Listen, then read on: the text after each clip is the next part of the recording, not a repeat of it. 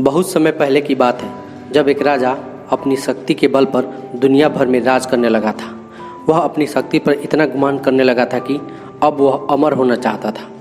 उसने पता लगाया कि कहीं ऐसा जल है जिसे पीने से व्यक्ति अमर हो सकता है। देश दुनिया में भटकने के बाद आखिरकार उसने उस जगह को खोज लिया जहाँ पर उसे अमृत प्राप्त हो सकता था। वह एक पुरानी गुफा थी जहाँ पर कोई आता जाता नहीं था।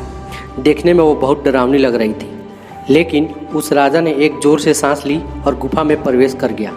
वहाँ पर उसने देखा कि गुफा के अंदर एक अमृत की धारा बह रही है। उसने जल पीने के लिए हाथ बढ़ाया ही था कि एक कौवे की आवाज़ आई। कौवा गुफा के अंदर ही बैठा था।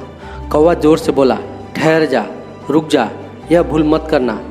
राजा ने कौवे की तरफ देखा जो बड़ी ही दयनीय अवस्था में था। पंख झड़ गए थे, पंजे गिर गए थे, वह अंधा भी हो गया था। बस एक कंकाल मात्र ही शेष रह गया था। राजा ने कहा, तू कौन होता है मुझे रोकने वाला? मैं पूरी दुनिया को जीत सकता हूँ। तुम यह अमृत पीने से मुझे कैसे रोक सकता है? तब कौवे ने आंखों से आंसू टपकाते हुए बोला, मैं भी अमृत की तलाश में ही इस गुफा में आया था और मैंने जल्दीबाजी में अमृत पी लिया। अब मैं कभी मर नहीं सकता, पर आज मैं मरना चाहता हूँ लेकिन मर नहीं सकता। देख लो मेरी हालत। कौवे की बात सुनकर राजा देर तक सोचता रहा। सोचने के बाद वह बिना अमृत पिए ही चुपचाप गुफा से बाहर लौट आया।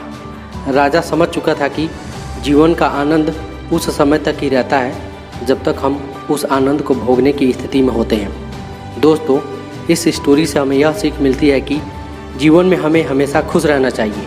हमें कभी भी खुश रहने के लिए बड़ी सफलता या समय का इंतज़ार नहीं करना चाहिए, क्योंकि समय के साथ हम बूढ़े होते जाते हैं और फिर अपने जीवन का असली आनंद नहीं उठा पाते।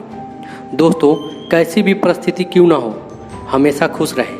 अगर आप अभी भी खुश नहीं हैं तो कमेंट में आई एम हैप्पी लिखें।